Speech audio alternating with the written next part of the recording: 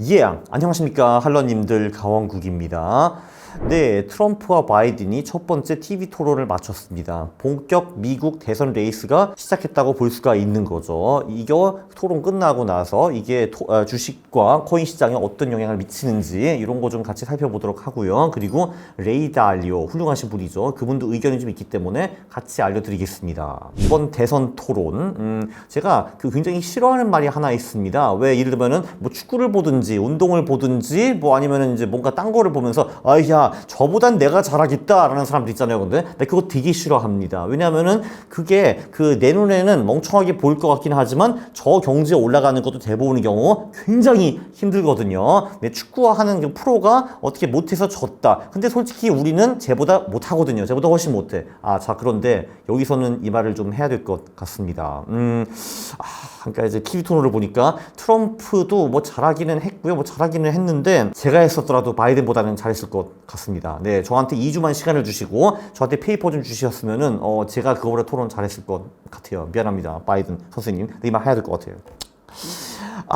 그래서 결론은요, 바이든 대통령이 민주당 후보로 나오면은 민주당은 무조건 진다. 이거는 확실합니다. 100% 확신할 수 있어요. 왜냐면 정말 몇 번 보셨잖아요. 그냥 아예 그 맛이 딱 가 있는 그 퀭한 눈빛. 내가 지금 어디 있지? 내 이름이 보였더라? 바이든이지. 나 바이든. 나 민주당 후보야. 이렇게 딱 보이고, 그리고, 메디케어 is dead. 뭐? 의료보험이 죽었다고? 코로나가 준 게 아니고?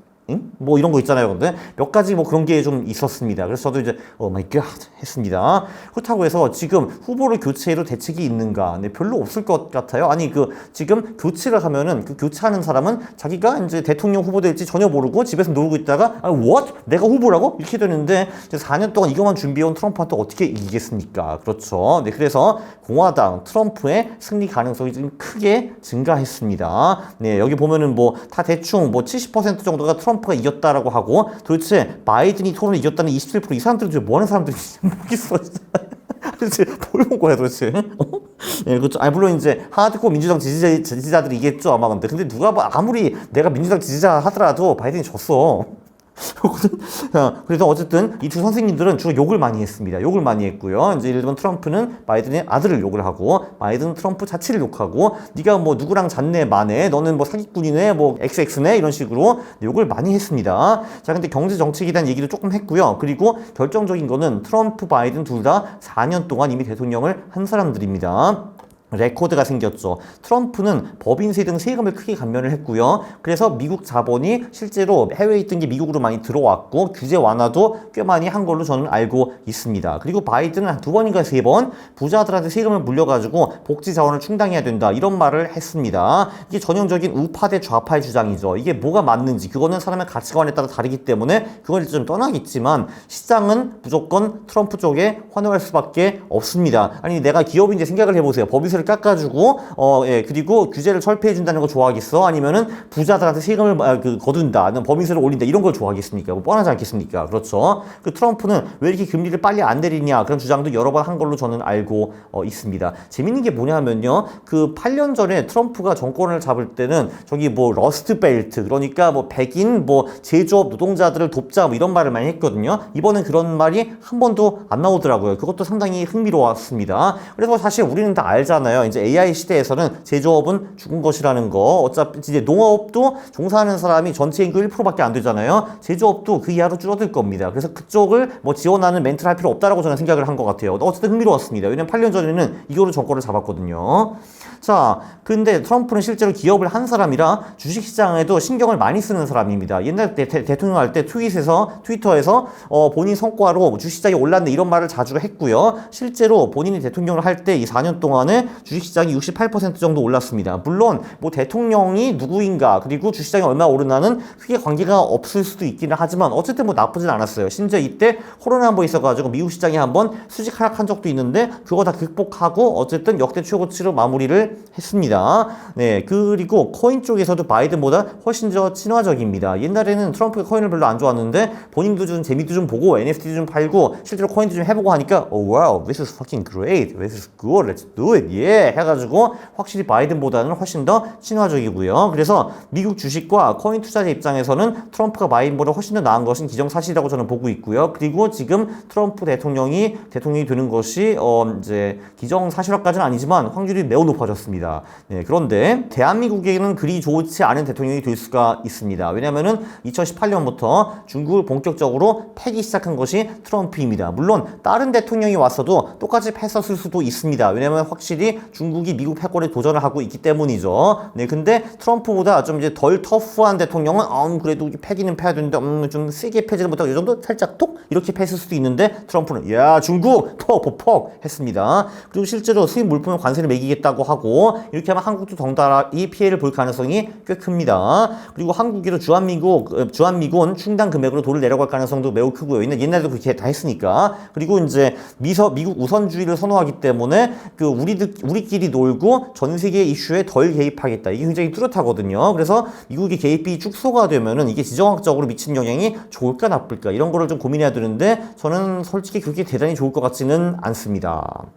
자, 레이 달리오도 한 말씀 하셨습니다. 토론 끝나니까 저희한테 메일을 보내시더라고요. 이만큼 다 글을 쓰셨더라고요. 링크드인 같은데. 자, 이 말을 하더라고요. 이제 전국, 미국이 바이든의 상태를 알게 되었다. 컨디션이라는 말을 했습니다. 네, 제가 봐도 바이든이 컨디션이 별로 좋진 않더라고요. 그냥 컨디션이 특별히 나빴어요. 일단 감기에 걸렸어. 감기에 걸렸다고 주장을 하시는데 목소리가 정말 트럼프보다 15살 정도 더 늙어 보이더라고요. 아니, 그러니까 칠칠맞게 감기에 왜 걸려? 이 중요할 때 바보냐? 라고 이제 생각을 했습니다.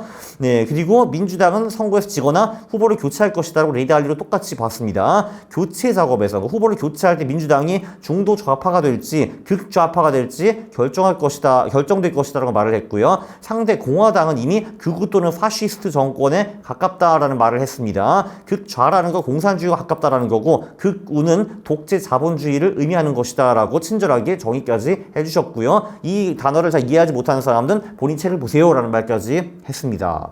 자, 물론 시장은 자본가들을 선호합니다. 네, 공화당은 극우 리더를 선택을 했습니다. 강한 자본주의, 민족주의, 고립주의적, 그리고 강한 보수적 가치를 지닌 리더 트럼프를 선택을 했고요. 민주당은 몇 달 내로 얼마나 좌측으로 갈 것인지, 중도 좌파를 유지할 것인지, 극좌로 갈 것인지 선택을 할 것이다 라고 했습니다. 시장은 당연히 우파를 좌파보다 선호한다라는 말도 했고요. 그리고 미국에서 중도라는 것은 사라지고 인물이 능력을 우선할 것이다 라는 말도 했습니다.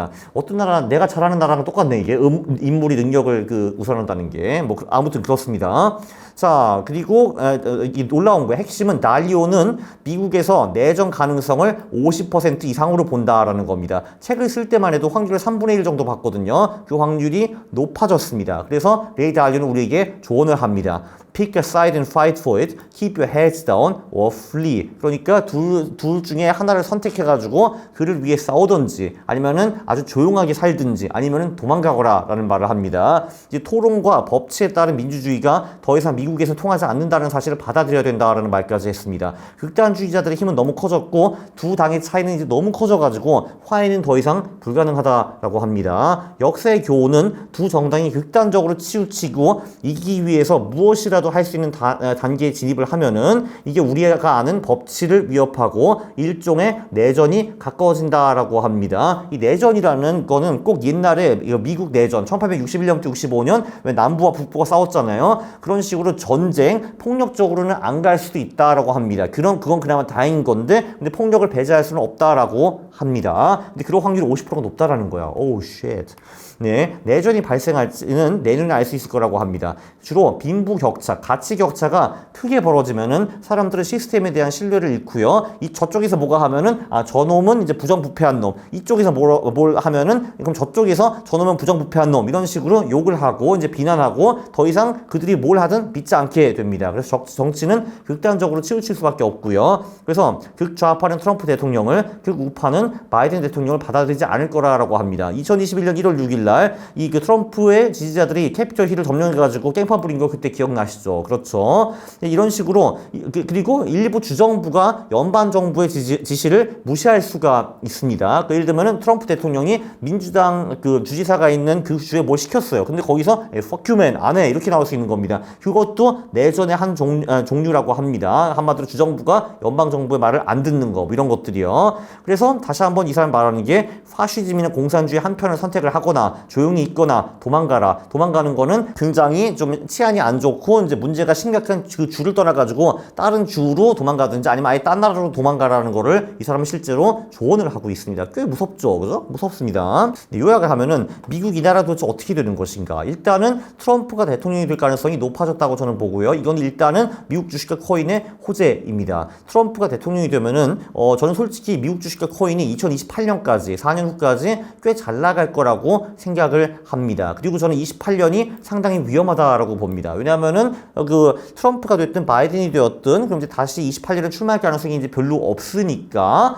네, 그때는 두 명의 새로운 인간이 나와가지고 대통령 되겠다고 막 싸울 거 아니에요. 그때가 상당히 리스키하고요. 2000년, 2008년 요때도 두 명의 새로운 후보가 나왔는데 그때 장이 망가졌습니다. 왜냐하면 기존 대통령은 내가 더 이상 대통령 할 수 없기 때문에 막 경제 부양책, 주식시장 부양책 이런 거를 덜 할 가능성이 매우 높거든요. 그리고 두 명의 새로운 후보가 나오면 시장이 두 후보를 모르기 때문에 리스크 팩터가 증가가 되고 이제 위험 자산 선호도가 떨어지기 때문에 이때 주시장이 폭락한 경우가 역사적으로 꽤 자주 있었기 때문에 28년은 저는 위험하게 보는데 근데 정말 레이 달러가 말한 것처럼 내년에 미국의 내전이나 그런 비슷한 게 터지면 그게 엄청난 블랙 스원이 될 수 있기 때문에 그 경우에는 내년에 미국 시장이 당연히 흔들릴 수가 있습니다. 이 모든 것이 한국에 어떻게 불똥이 튈지 그건 좀 예의주시를 해야 되는 거고요. 네, 우리 정부는 대책이 없고 대안도 없을 겁니다. 네, 대한민국이 외교 정책이 대책 없다는 거는 우리는 1945년에 그 전부터 계속 막 보여주고 있거든요. 그래서 정부한테 절대로 기대하지 말고 우리 개인의 생명과 자산을 어떻게 지킬지 우리가 알아서 고민을 좀 해야 될 것 같습니다. 그럼 이걸로 마치겠습니다. 구독과 좋아요 부탁드립니다. 싫어를 누르시면 제가 매우 싫어합니다. 감사합니다.